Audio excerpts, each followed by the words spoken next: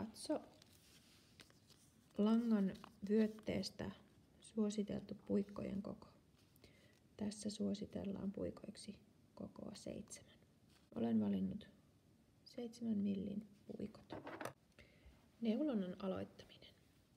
Ensin täytyy luoda silmukat. Ota lankaa ainakin 3 kertaa sen verran, kuinka leveän työn on. Tee langasta lenkki.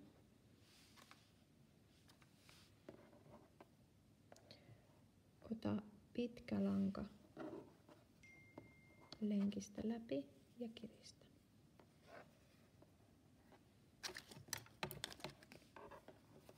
Kiristä puikolla. Aloitussilmukan jälkeen alkaa silmukoiden luominen. Laita peukalo ja etusormi yhteen. Laita ne lankojen välistä ja avaa peukalo ja etusormi. Muut sormet nappaavat langat tänne nyrkkiin.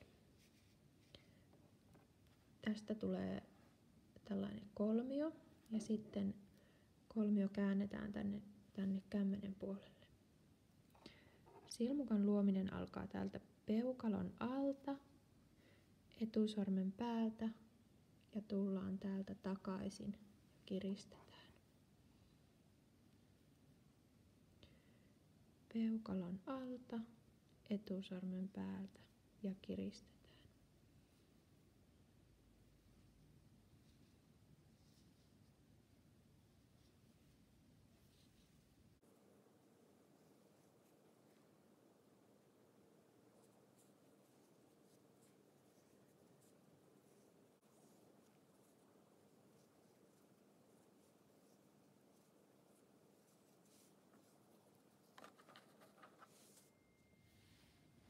Kun silmukat on luotu, alkaa oikean silmukan neulominen.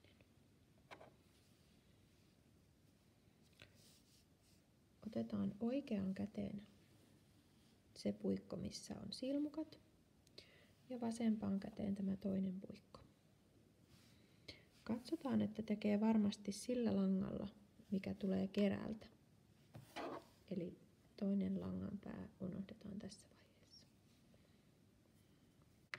Laitetaan kerältä tuleva lanka etusormen ympäri ja otetaan peukalolla ja etusormella puikosta kiinni. Mennään silmukasta läpi. Haetaan lanka puikolle. Tuosta voi pitää sormella kiinni. Tullaan silmukasta takaisin ja päästetään lanka menemään. Tähän voi miettiä erilaisia loruja, kuten ikkunasta sisään, kierretään takakautta, eli langan voi ensin pyöräyttää tuolta ympäri, pidetään tuolta sormella kiinni, tullaan takaisin ikkunasta ja päästetään. Ikkunasta sisään, lanka pyöräytetään takakautta, tullaan ikkunasta takaisin ja päästetään lanka. Jos tämä jää täällä kovin löysäksi, sitä voi täältä kiristää kerältä tulevasta langasta.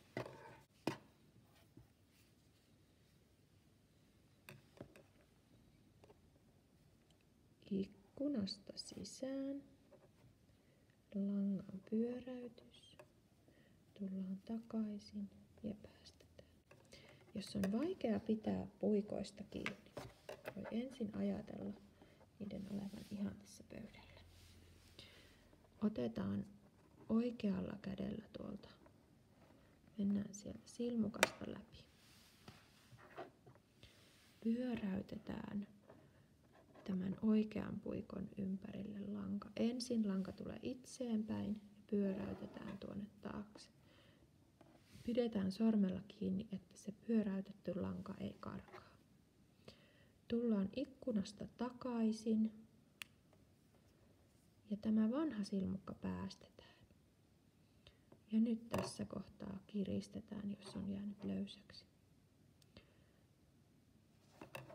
Kun tämä alkaa sujua, voi ottaa tämän kerältä tulevan langan sormen ympärille ja mennä edelleen ikkunastakin sisään, mutta noukkii itse tällä puikolla sen langan mukaansa ja päästää.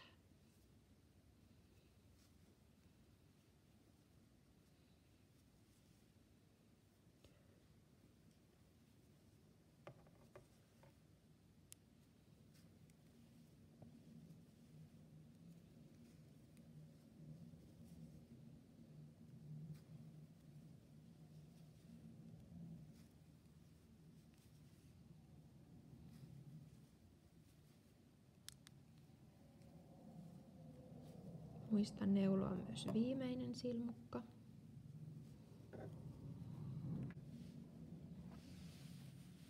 Kun olet saanut koko kierroksen neulottua, käännetään työ, eli puikko kääntyy taas tänne vasempaan käteen.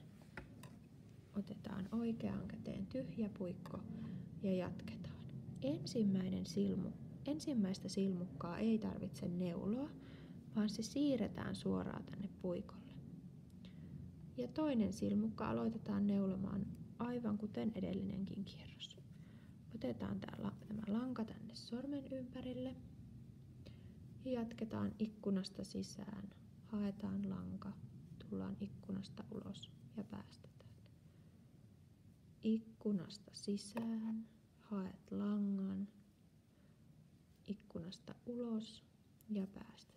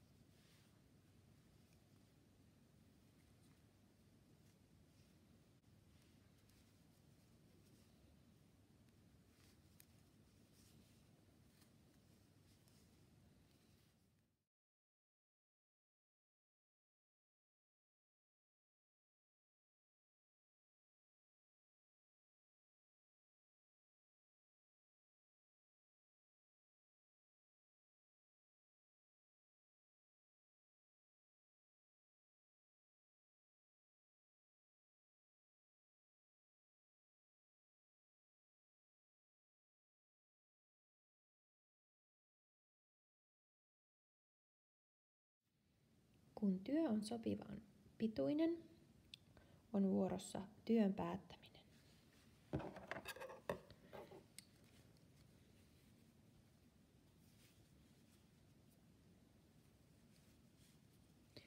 Ensimmäinen silmukka neulotaan ihan normaalisti.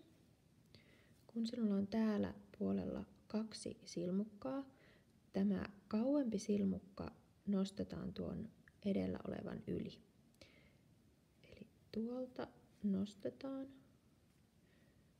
toisen silmukan yli. Taas neulotaan 1 silmukka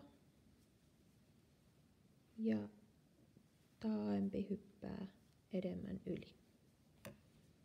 Joskus se on vaikea nostaa tällä puikolla.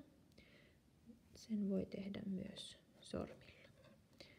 Eli ottaa sormilla tästä jälkimmäisestä silmukasta kiinni ja vetää sen tuon edellä olevan yli.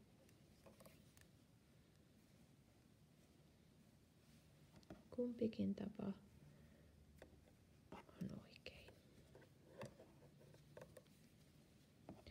Kaikki silmukat pitää päätellä.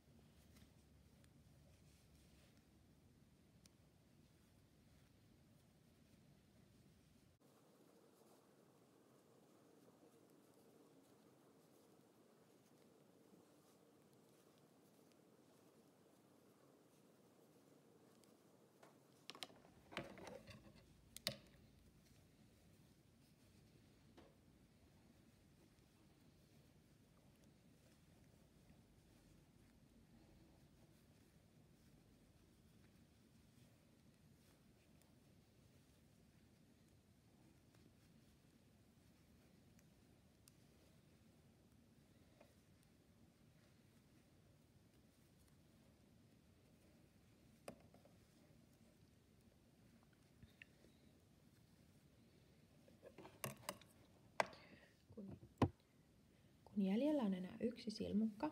Leikkaa kerältä tuleva lanka poikki.